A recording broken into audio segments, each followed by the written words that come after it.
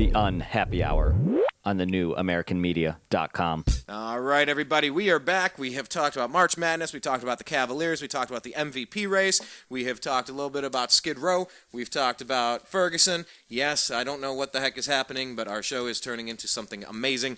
However, now we got to talk football, and we got to stick to football, because here's some stuff about football. Question is, are the Browns the front runners to start on Hard Knocks? This is a story that came out today on NFL.com.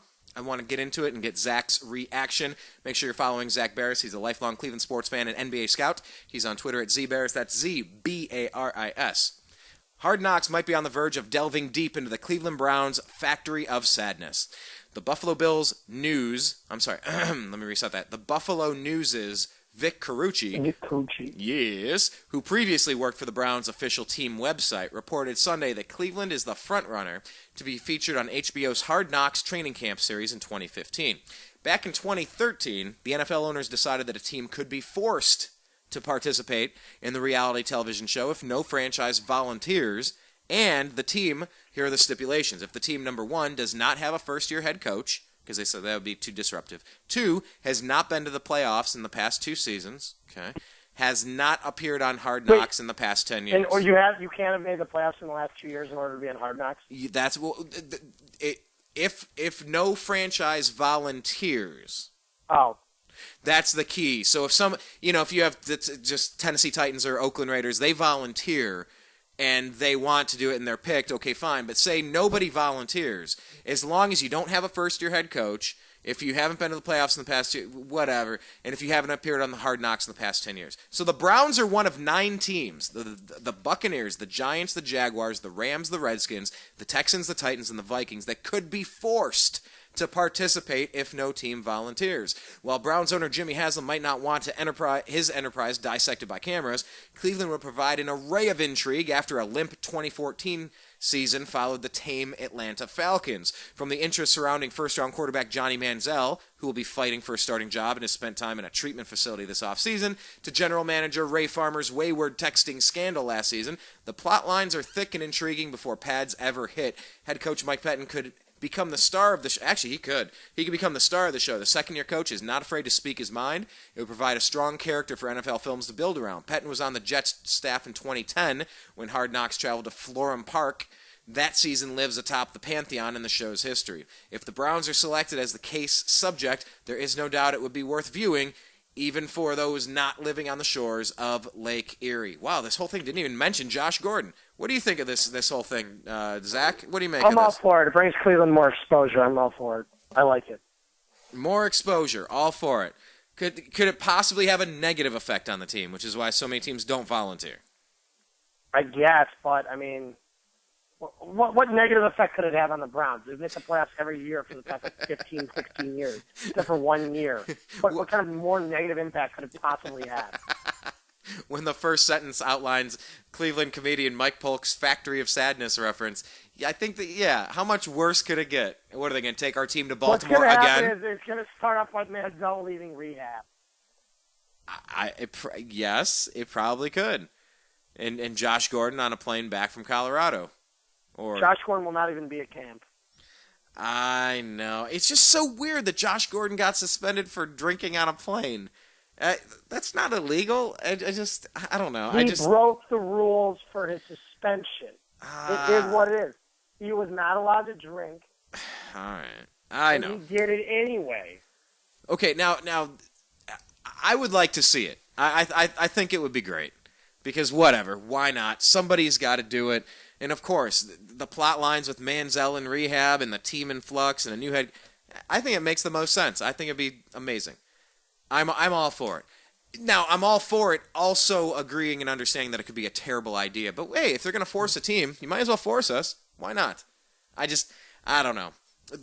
The interesting plot line that's coming up now is there's an intricate set of circumstances that could bring Jimmy Haslam into the mix to try to swap his franchise for the Tennessee Titans. He originally wanted that team. It would work. Would the Browns actually become the Tennessee Titans and all of our players go to Tennessee?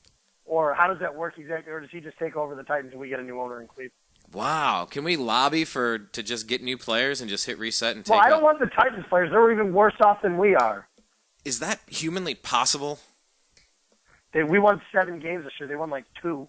Yeah, all right, fine. No, the way it would work is there would be a deal in place where Jimmy Haslam would divest, he would sell his shares, and also he would then purchase as soon as that sale was cleared. He would want to take his money, sell it, and then buy that other team. It wouldn't be a firm swap. It's not like we're going to get their owner. I think the Titans owner wants his money, so there'd have to be a third name in the mix. But it's interesting. It's interesting to think about. I mean, we were all excited when Haslam came by. Actually, I was concerned that he might take the team to Los Angeles because I prepare for the worst and hope for the best. That's just kind of how I roll. That's why I'm a prepper. Anyhow, then with Jimmy Haslam, what you had was the Pilot Flying J rebate scandals. And now you have the Ray Farmer texting scandals, which, give me a break. As stupid as it is for Josh Gordon to not be allowed to have a beer on an airplane, I think it's just stupid that your GM can't text a coach. I really don't get the problem here. But, that's why I just talk about it and other people do it. I don't know. I mean, would you like to see Jimmy Haslam out as owner of the Browns, or do you think he might be what we need? Him. It's kind of hard to after these couple of years. He hasn't really made good decisions. Why should anyone believe anything he's said so far? I mean, we haven't won. We still don't have a quarterback. I mean, there are reports that he listened to a homeless man say you need to draft Johnny Manziel. Good luck trying to sell me on Johnny Manziel. I mean, good luck trying to sell me on Jimmy Haslam. Just like the season ticket guy tried to do to me a couple weeks ago, trying to sell me on Jimmy Haslam and the rest of the Cleveland Browns. And I'm going, listen, they suck. Don't even try to convince me. I'm canceling my season tickets. Hold on. Part of his pitch was trying to sell you on Haslam? I remember it said, it's part of a plan. No, well, I ripped on Haslam, and then he's like, well, he's doing a good job. And I was like, yeah. Yeah, we had the most free agent money to spend this offseason. What'd we get? Brian Hartline and Dwayne Bowe. Unless you pull off this... And you know what? I really think we're still in the mix. I think what's going to happen is we're going to stockpile. I think we're going to get Chip Kelly's next year, number 1 with the Eagles. I think we're going to swap places for 12 to 20. But I think it's also possible the Browns might jump up to 5, 6, 7, or 8 and then make the trade with the Eagles. I think we're going to end up with Sam Bradford in his heavy contract. We're going to stockpile extra picks with the Eagles next year because Ray Farmer always likes to have 2 I don't think they're going to picks. stockpile picks. If they get Bradford, they're going to give up more than they're going to receive. You think so? Oh, 100%, yeah. The Eagles just gave up Nick Foles and a second rounder for Sam Bradford. And the Browns already offered up 19 for Sam Bradford. I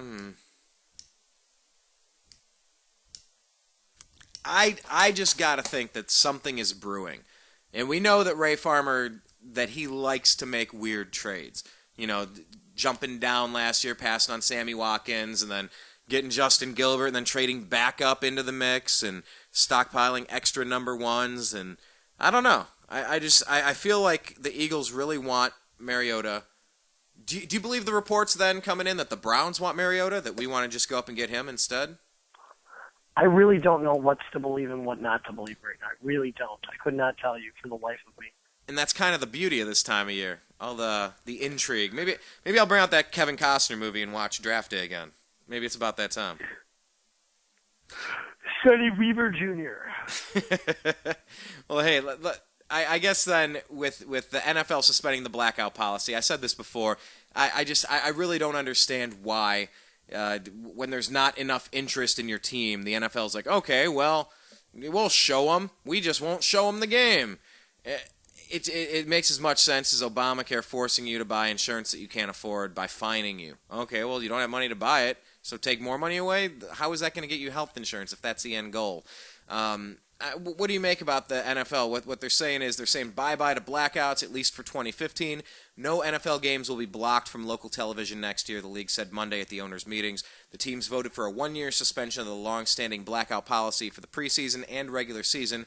There were no blackouts last season because the minimum number of tickets was sold for every game in the league and only 2 blackouts in 2013. Is this a non-story or something interesting? I mean, it's something interesting because there won't be any blackout games. Usually you see it, the Chargers or the Raiders getting blackout games. Yeah, they said some teams that have struggled to avoid them, Tampa, Miami, Jacksonville, Oakland, St. Louis, and San Diego, They're taking a bit of a gamble for next year. So, I mean, we'll see. The policy did state that the home team must be sold out 72 hours in advance of kickoff in order to be... And then they'll extend the deadlines if they think they can meet the criteria. So, I don't know. Maybe the Browns will be in this boat next year. Hell, without a quarterback, without any buzz, if the team... I don't know. I don't know, man. All right. That's all I got. Those are all the stories I had. Anything else weird you had on your radar you wanted to get off your chest, Mr. Baris? I think that was it. Yeah, well, another day. I'm kind of happy because sometimes I do my shows on the air quote regular days on Fridays around 4 or 5 o'clock, and sometimes for whatever reason because of scheduling it doesn't make sense and doesn't work out as well. And in this case, had a couple of interesting stories pop off in the past day, so I'm glad that we did it on Monday, Zach. I do appreciate your time as always, and for anybody that's not following, please make sure that you do on Twitter. He's at Zbaris, that's ZBARIS. All right, Zach, I will let you go this evening. Until next time, good sir. I appreciate it as always. Thanks again, Brian. All right, take care. There he goes, everybody. Make sure that you're checking him out. Like I said, at Zbaris, that's ZBARIS. Check out our homepage, thenewamericanmedia.com. On the right-hand side is our TNAM radio button. That's where you can click play and listen live to these broadcasts. It also has our Twitter and Facebook link. On Facebook, you can do a search for The New American Media. Put spaces in between and like the page, and then you can get in that way. Or you can also follow us, American_media_ on Twitter. Subscribe, youtube.com/The New American Media. Leave your comments there. Subscribe. If you notice there's little videos and little text things, if you click them or leave them on the page or watch the commercial, we get like a penny or something when you do. So hey, that's a great way to support us is by supporting the ad generators over there at YouTube. That's fantastic. Appreciate that.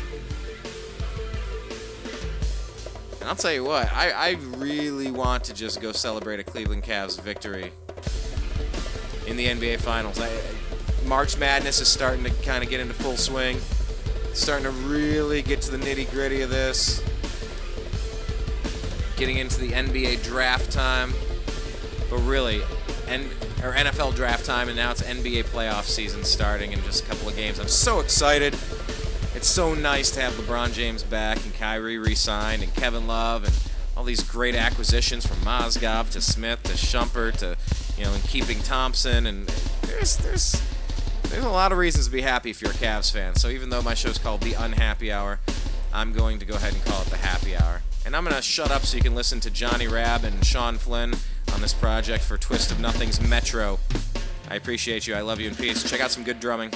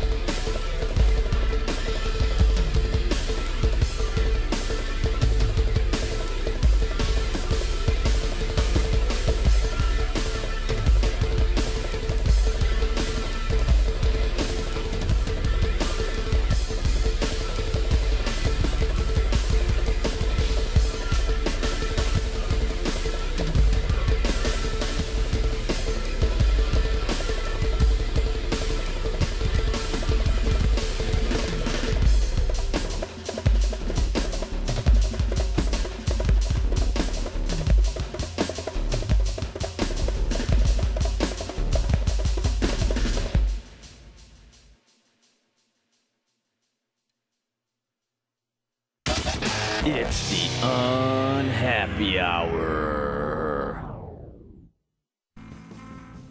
You are listening to The New American Media.